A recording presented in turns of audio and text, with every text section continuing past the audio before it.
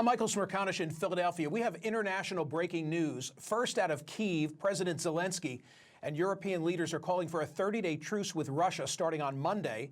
And we've also just learned of a ceasefire between Pakistan and India. CNN international diplomatic editor Nick Robertson is in Islamabad. CNN chief global affairs correspondent Matthew Chance is in New Delhi, India. And CNN chief international security correspondent Nick Payton-Walsh is in Kyiv. We'll start with Nick Payton-Walsh in Kyiv. Nick, tell us how this all unfolded. Important to stress, this is a seismic moment in the largest land war in Europe since the 40s. Four of the largest economies, militaries in Europe, France, Germany, UK and Poland, their leaders have come here, their significant and risky journey to Kiev to stand alongside Ukraine's President Volodymyr Zelensky, to say to him, alongside him, that they will declare from midnight, we think from Sunday into Monday, a 30-day unconditional ceasefire. And they expect Russia to honour that. They have said they have the backing of US President Donald Trump. Indeed, a picture was posted by a senior Ukrainian official of those four men around the telephone with the phrase historic moment, and they confirmed they rang Trump after they'd had their meeting to set out this particular proposal. Well, if Russia does not agree to, the European leaders were clear they have American backing as well for what French President Emmanuel Macron called, quote, massive sanctions against Russia. That could potentially, said Zelensky, involve the banking sector, energy infrastructure as well. But I should point out we're into an extraordinary just over 30 hours now from this public announcement into which Ukraine now must manage what its armed forces do, striking midnight Sunday into Monday, whether they fight back in self-defense or have to lay down arms for a specific period of time. We also are hearing that the United States is going to be assisting, if not partially in control of the monitoring of this ceasefire, so they'll have to upscale that capability exceptionally quickly with great quality and quantity to cover the hundreds of kilometres of front line that's exceptionally violent at the moment. So a lot to do till, but also most importantly, they have to hear from Moscow, who in the past have said that they would potentially support this in theory, but they wanted certain nuances to be answered. That really was called out today by these European leaders as a form of procrastination. They essentially want an answer now, or there will be consequences. But here's what Ukraine's President Volodymyr Zelensky had to say. We've agreed that since Monday, 12th of May, a full and unconditional ceasefire must start for at least 30 days. We together demanded from Russia. We know that the United States support us in this. The unconditional ceasefire means no conditions. An attempt to put any conditions is signaling intention to drag out the war and undermine diplomacy. It's an exceptionally high-stakes moment. I should remind people that we are, in theory, still in the middle of a Russian unilateral ceasefire, which they declared, their critics say, to essentially make the victory parade we saw on Friday in Moscow go more smoothly. Ukraine says that's been violated hundreds of times. We've seen some of it ourselves near the front lines. That essentially, that ceasefire will be extended by this 30-day proposal to which Russia has yet to clearly respond in any particular way. Look, ultimately, I think this is a way of trying for the Europeans to seize the initiative here, to be sure they don't lose the attention or focus or passion of the White House in trying to get a peace here. Trump is on board this particular initiative, and potentially, indeed, if it does fall apart, like some critics of Russia's military policy here say, there are many suggestions they are simply reinforcing and building up for future offensives rather than contemplating slowing things down. But that will at least be clear in terms of evidence for the Trump administration. But an exceptionally high-stakes moment here for this war. They're calling a very short time frame for something that really hasn't been attempted before. A lot of political onus on these European leaders now. They're promising significant assistance for Ukraine if Russia does indeed violate this. And we're into a new chapter in this now 3-year war. Michael? Nick Payton-Walsh, thank you for the report from Kyiv. Our fingers are crossed. Let's go now to Nick Robertson in Islamabad. Nick, what's the latest? Yeah, I was just talking to a source who was literally in the room where it happened, where Secretary of State Marco Rubio, I was told, played a massive role in bringing about this ceasefire, a ceasefire that on multiple times today and even yesterday, because it was in the works yesterday, perhaps over the last 48 hours, as we've been reporting, Pakistan was sort of on a military pause to give a window for diplomacy. What I understand from this source is that that was blown out of the window early this morning when India attacked 3 air bases, one of them here in the capital, just on the outskirts of the capital.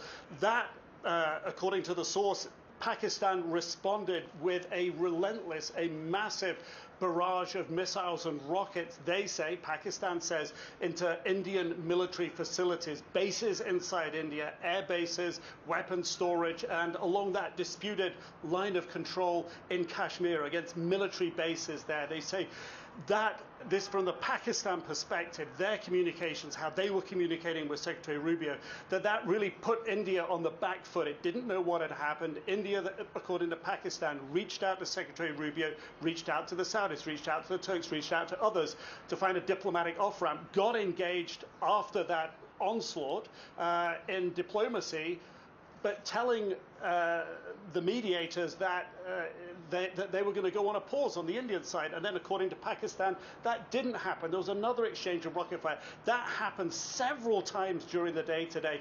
And it was only in the last couple of hours before this ceasefire came into effect, just about an hour or so ago, that there was enough of a pause to call it and say that this was real, that enough diplomacy and leverage had been put on both sides to get them to stop here. Now, the key issue for Pakistan going forward is water. India has still said it's cut off the water from those 3 vital rivers from the mountains in Kashmir, vital to Pakistan, existential to Pakistan. I said, what about that? And the source said, look, this is a ceasefire.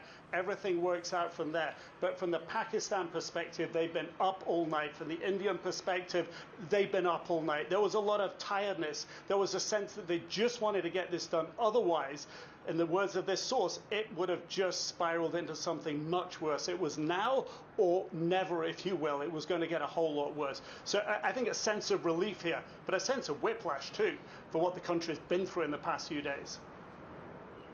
Nick Robertson, thank you for the report from Islamabad. Now we go to India. In New Delhi is CNN's Matthew Chance. Matthew? Yeah, hey, Michael. Sorry, having a few technical problems here. Must be the conflict. But look, I mean, it's an astonishing couple of hours, actually, because I was listening to Nick Patton Walsh speak out of Ukraine there about the proposal for a ceasefire there. That's been, or the demand for a ceasefire, that's been very long in coming. It's been more than 3.5 years since the Ukraine war began. And of course, you know, to take a skeptical view, as Nick was pointing out, the Russians have not yet agreed to a ceasefire. But over here on the Indian subcontinent, with this standoff between India and Pakistan, it's not 3.5 years. This latest conflict's only been going on for 3.5 days. And so what Trump has got in his sudden, unexpected announcement of a ceasefire between the two countries is the quick victory that he very much wanted to have but couldn't get with Russia and Ukraine as well. But you know, nevertheless, over the past couple of hours, less than that even, President Trump, you know, announcing on his Truth social media platform that a ceasefire has been done between India and Pakistan. That follows, you know, a real upsurge in violence between the two nuclear-armed neighbours. Remember, early this morning, India launched unprecedentedly deep attacks inside Pakistan, airstrikes on Pakistani military bases, the deepest inside the country that India has struck for decades, really since the war between the two countries back in 1971. So extremely serious escalation there that led to a furious Pakistani response. They struck dozens of targets, not just in the disputed territory of Kashmir, but elsewhere in India as well. And, you know, the fact that this was taking place between these two nuclear-armed neighbours, I think, shook the international community and shook the United States in particular into action and basically force diplomats from Washington to really get engaged and to bring the two sides together to get them to step back from the brink. Remember, it was only a couple of days ago that J.D. Vance, US Vice President, was saying that dispute between India and Pakistan, it's none of our business. Those were the words he literally said. And what we now understand from the Secretary of State, Marco Rubio, is that actually there's been a day of intensive negotiations involving him and J.D. Vance speaking to the leadership and the military leaders on both sides of the divide in India and Pakistan, finally getting them to talk and to agree to step back from the brink. Now, there's going to be more talks to finalise this ceasefire, but you know, it seems that for the moment, the threat of a spiralling, escalating conflict between these two countries, India and Pakistan, thankfully has receded, Michael. Matthew Chance, thank you for the report from New Delhi. Joining me now to react to all of this breaking news, CNN senior military analyst Admiral James Stavridis, former Supreme Allied Commander of NATO, partner at the Carlyle Group, a global investment firm. He's also an accomplished author. His latest achievement, The Admiral's Bookshelf. Admiral Stavridis, can I say at the outset, it's a day like today that makes me appreciate CNN because of the footprint and the ability to so quickly go from Kyiv to Islamabad to New Delhi and to cover all of this, dare I say, very promising breaking news. Can we begin with Ukraine and Russia and talk about the prospect of what Moscow will now do? Let's just stop for a minute and say how rare is it you and I both show up with smiles on our face to talk about the international system. It's true. Yeah, and up front, I would score this as positives for the Trump administration, who have put pressure in both these situations, evidently, according to recent reporting. In terms of your question, I think with 70% likelihood, the pressure is now truly on Moscow for the first time since the Trump administration came into office. And I think Putin is realizing his strategy of simply playing rope-a-dope back and forth, is not going to work. The 30% that makes me less encouraged is the fact that Putin is coming off a big deal 4-day visit with President Xi. Could we now be seeing Russia, China align with the United States and Europe align, turning Ukraine into perhaps the ultimate proxy war between those two sides? Let's hope not. And let's be hopeful on this morning that Putin will wake up and smell the tea, so to speak, and take this ceasefire deal. We all remember that Oval Office meeting between President Zelensky and President Trump and J.D. Vance, the Vice President of the United States, and how that all turned out. The perception of many was that President Trump had been heavy-handed with President Zelensky, so too J.D. Vance. But in the reporting today, it seems as if the administration, the Trump administration, is sending a very deliberate message to Moscow to say to Putin, we're on board with the EU and with Ukraine. The ball's in your court. But if you don't take this deal now, there will be repercussions. That's exactly right. And that would be additional sanctions, possibly secondary sanctions, putting sanctions on anybody who even does business with Russia. All that could have a crippling effect ultimately on a Russian economy that's already simply on a war footing. So there are levers, there are cards to play. I'm glad to see the Trump administration using them.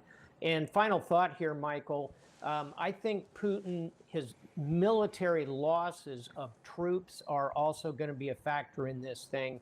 And last thought, look at the pictures of those European leaders kind of coming together. This is a good moment for Europe and its unity. That's a good thing for the United States as well. A final thought, Admiral Stavridis. One conflict that we're discussing is 3.5 years old. The other is only 3.5 days old. But I know from reading your recent piece at Bloomberg, you had some very serious concerns of the escalating situation between Pakistan and India. Speak to that, please. History was on our side here. India and Pakistan have gone to war with troops and tanks and border crossings 4 times in 50 years. They've had a whole series of these kind of back and forth military events, even in the last 10 or so years. They've always managed to find a way to climb down. according to our reporting here at CNN, which is quite exceptional, which we just heard, Marco Rubio, Secretary of State, I would say quite appropriately, was right in the middle of this. So history on our side, Secretary of State leaning in. Pretty good day for diplomacy, Michael. Nice to be able to have you here. Fingers are crossed. Two big breaking news stories that might really alter the world picture for the better. Thank you, Admiral Stavridis. Yeah, let me put one more point on it before we do all those high fives. Remember, 2 months ago, we had a ceasefire where? In Gaza between Hamas and Israel. That one's falling apart. Let's hope these two stay with us. I agree completely. Thank you, Admiral. Up ahead, if AI can do the work, should we even go to college? Should our kids even go to college? And why even pay for it? We discussed that and the growing popularity of trade schools. Then, of course, the news story of the week was the election of Pope Leo XIV. Unexpected because many believed there would never be an American-born pope, especially at a time when the American president has so rankled global conventional norms. But maybe that's exactly why he was elected pope. Check out this headline from today's New York Times. An American pope emerges as a potential contrast to President Trump on the world stage. The story notes the differences between Pope Leo and President Trump, and then posits that some think that's exactly why he was selected by the College of Cardinals, as an antidote of sorts to Trump. Go to smirconish.com and vote on today's poll question. Was the election of Pope Leo XIV, an American, a deliberate choice meant to contrast with President Donald Trump? Don't forget to sign up for the newsletter while you're there for smirconish.com, for which Scott Stantis drew this.